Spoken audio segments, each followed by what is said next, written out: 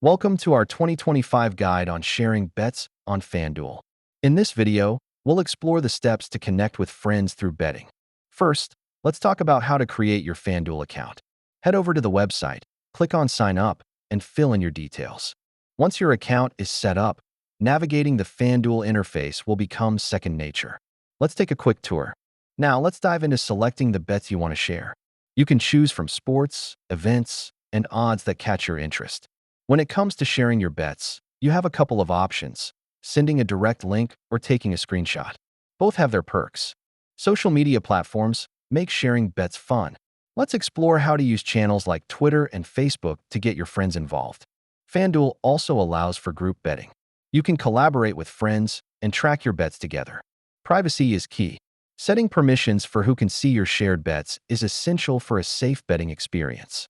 Tracking your shared bets and their outcomes adds to the excitement. Let's see how you can do it efficiently. And that wraps up our guide.